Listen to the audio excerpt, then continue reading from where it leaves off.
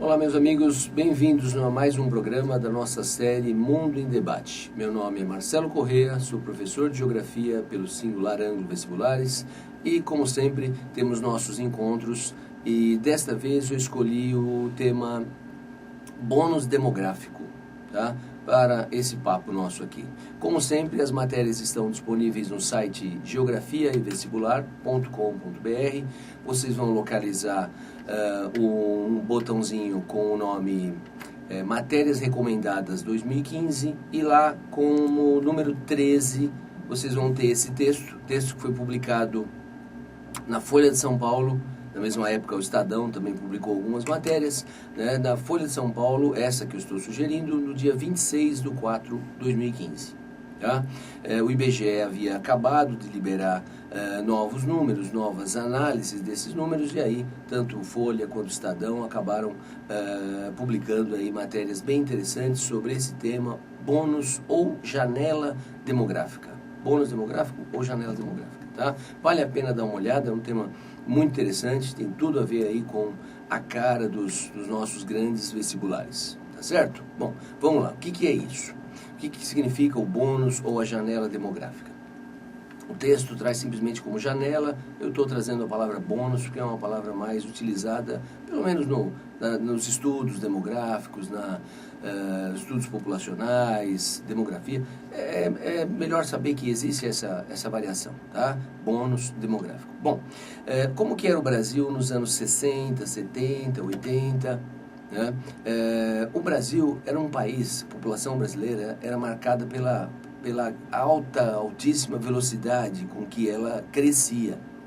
Nós chegamos nos anos 60 e 70, nós chegamos a ter uma taxa de crescimento de 30% na década. Tá? Imagina o que seria isso hoje. Vamos falar que a nossa população hoje gira em torno de 200 milhões. Vamos imaginar daqui a 10 anos, então em 2025, um Brasil com 30% a mais. Isso significa o quê?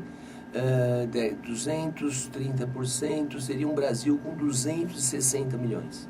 Dá para imaginar um negócio desse? Um Brasil daqui a 10 anos com 260 milhões de habitantes? Vamos pensar em lixo, trânsito, saneamento e, por que não, saúde, né? E por que não pensar em universidades públicas? Não, mas certamente isso não vai acontecer. Hoje nós temos uma taxa de crescimento na década de algo em torno de 10%. Mas nós tivemos lá, né, no passado, como eu disse aí, anos 50, 60, 70, até 70 principalmente, né? Essas taxas exorbitantes aí, na casa de 20 e pouco, 30, chegamos até a passar um pouquinho dos 30%. Tá? As famílias eram extremamente numerosas, eu acho que isso nós não precisamos nem sequer de números do IBGE, né? Eu acho que vários que estão assistindo esse vídeo têm, né, aquela situação de uma penca de tios por parte dos pais, né, do pai, mais uma penca por parte de mãe. Tá? Mas isso já não se reproduziu na sua geração e muito menos nas próximas. Então o número de filhos caiu drasticamente, isso tem a ver, claro, com o nível de escolaridade que subiu, processos de um modo ou outro relacionados à urbanização, né? E, sobretudo, claro, o avanço da mulher no mercado de trabalho, reduzindo bastante aí a natalidade, porque é evidente, se a mulher vai estar presente tanto quanto o homem no mercado de trabalho, ela quer buscar as vagas, né, mais importantes, ela quer o reconhecimento, né, salarial, inclusive. E para isso, ela tem que defender no dia a dia que a prioridade dela é a carreira, e não o casamento ou aí o sonho de ser mãe e coisa parecida, como tínhamos há poucas décadas. Então houve essa mudança, né, bem nítida do perfil dos vestibulandos. Hoje já temos uma entrada maior de mulheres do que de homens nas grandes universidades. Tudo isso está mudando. Nós já temos quase 40% dos lares brasileiros que têm a renda da mulher como a principal renda da casa, da família. Embora para nós, que temos uma tradição mediterrânea, portuguesa, espanhola, italiana, muito forte, para nós isso é um choque. Eu sei que os números estão aí, são evidentes. quanto ao aumento da participação da mulher no mercado de trabalho. Porém, a sociedade vê isso ainda de uma forma estranha.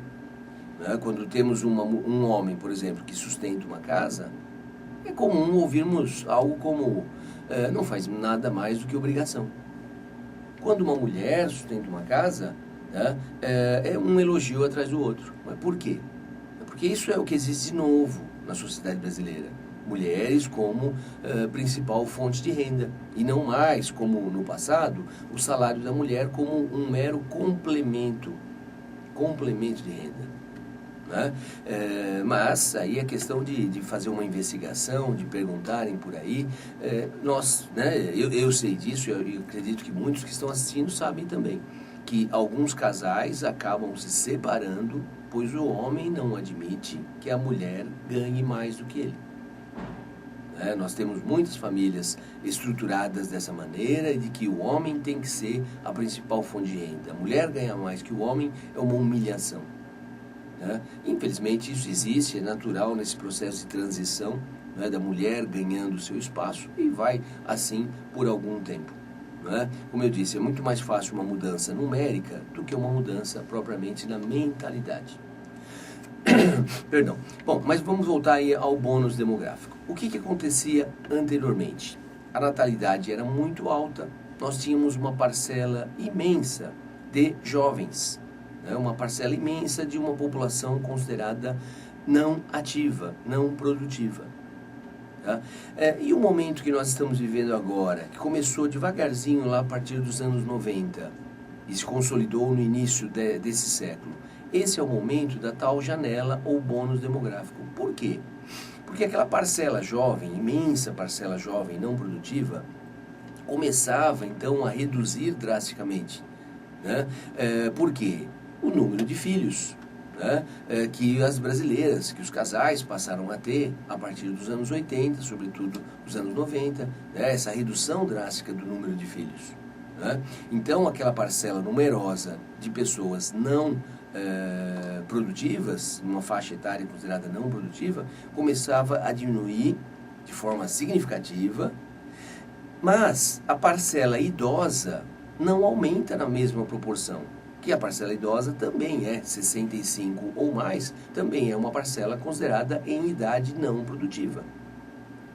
Então, pensa bem, você tem uma fase lá do passado com uma imensa parcela jovem não produtiva. E o que viremos a ter? Qual é o futuro que nos espera? Uma grande parcela, como já tem em países europeus, como já tem o Japão, uma imensa parcela de idosos. Perdão. Idosos numa proporção acima dos 20%, por exemplo. Então, o momento que nós estamos vivendo é o momento mais apropriado que existe.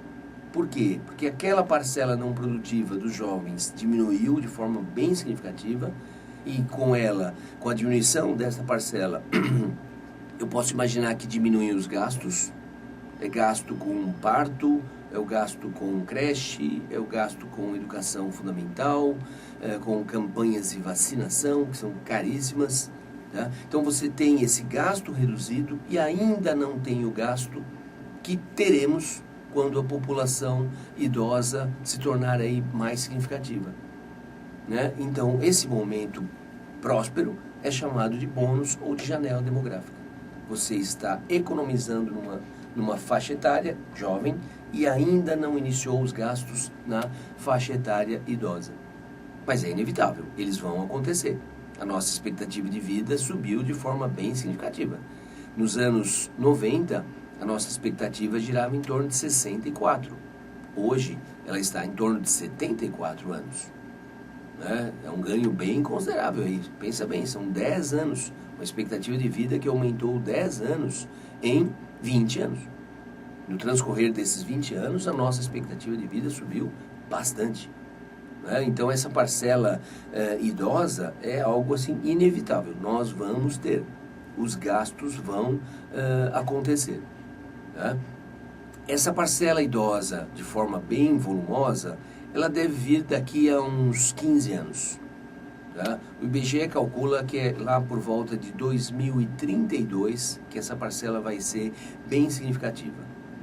Agora, o cálculo publicado, né, em abril mostra que em 2023, portanto, não está tão longe assim, estamos falando de 8 anos, em 2023 a parcela produtiva já vai começar a dar sinais de queda. Tá? Atualmente, vocês vão ter os números facilmente aí no texto. Atualmente, a cada 100 brasileiros, 69 deles estão em idade produtiva. Tá? Esse número não deve aumentar, esse número deve ficar nesses próximos 8 anos, nesse patamar de 69, e a partir de 2023,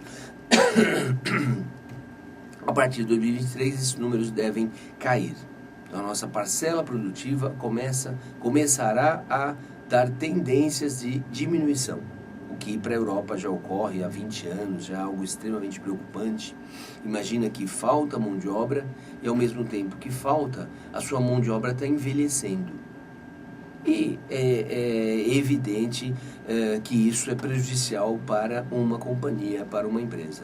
Todos querem uma situação onde você consegue combinar os profissionais mais experientes, mais gabaritados, mais experientes, com vivência, e também os profissionais jovens que têm aí uma carreira pela frente, que querem progredir, né, no mercado, querem fazer lá o seu chamado networking, uma rede de contatos na área que eu trabalho, e que essa rede que vai me levar a ocupar grandes postos futuramente. Então, o desempenho desses jovens é algo assim inquestionável. Toda empresa precisa desses jovens para dar uma oxigenada aí, para dar vigor ao crescimento. Tá? E isso vai complicar para a gente a partir aí de 2023, principalmente 2032. Claro que são as previsões atuais, com o tempo elas vão sendo ajustadas, aprimoradas. Tá? Infelizmente, esse momento do nosso bônus demográfico, ou janela, ele não coincidiu com um bom momento para a economia.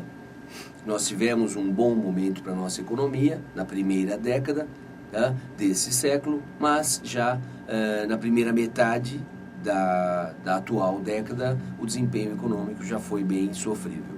Evidente que isso tem causas externas, são desdobramentos da crise que iniciou lá em 2008, até agora ela não foi por completa, né, superada, e também fatores internos. É inquestionável que os escândalos, né, de corrupção, Petrobras e companhia, outros tantos, né, escândalos, acabam por criar um clima de insegurança, inclusive até insegurança jurídica. Alguns falam até em impeachment, outros acham que é um exagero.